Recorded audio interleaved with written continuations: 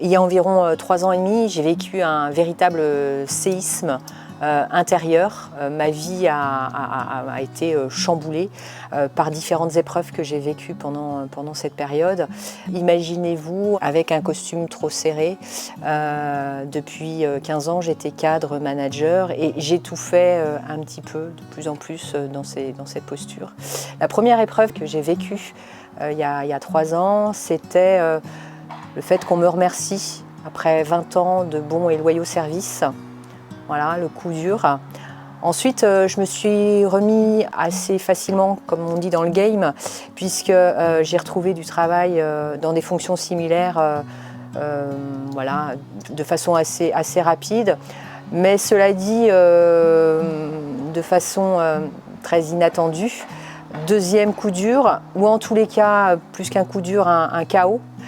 Puisqu'on m'a diagnostiqué un cancer du sein, un combat contre ce foutu cancer ça m'a vraiment permis de me révéler, de me transformer et c'était le début de cette fameuse transformation que je peux dire aujourd'hui en fait. Alors pour remonter la pente, j'ai fait quelque chose que beaucoup n'osent pas faire, c'est appuyer sur le bouton pause. Cette pause, elle était nécessaire, elle était vitale.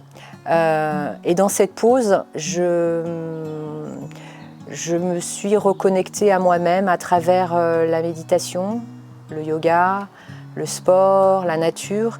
Et en parallèle de ça, je me suis aussi lancé un défi, et physique et mental, à travers un trek dans le désert.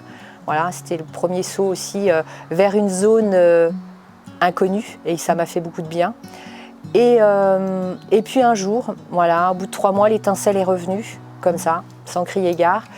Et ça s'est révélé. Voilà. Je pense que quand le cerveau est en mode pause, on lui laisse de la clarté.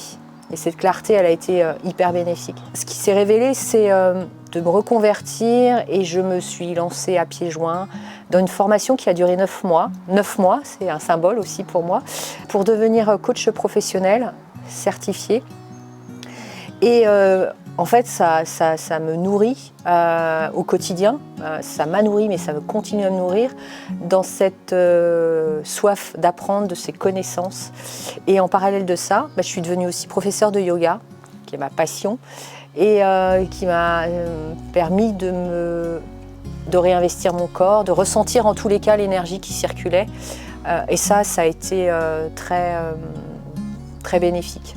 Les enseignements que j'en tire, c'est que d'abord, j'étais pas toute seule. Enfin, j'ai compris que dans ce malaise, on était quand même assez nombreux de vivre dans une espèce de prison,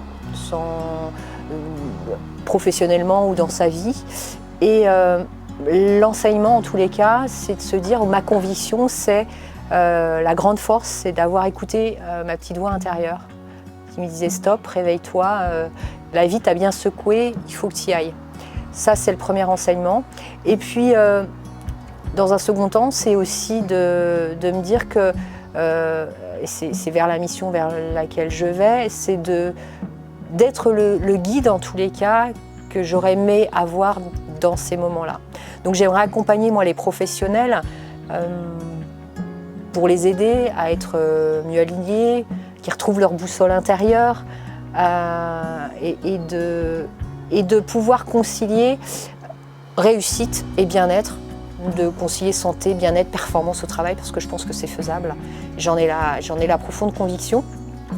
Et je me dis aussi, est-ce que nos plus grandes peurs, ça serait finalement pas notre plus beau tremplin ou levier pour réussir cette transformation et oser sauter dans l'inconnu, qui au final est quand même pas mal.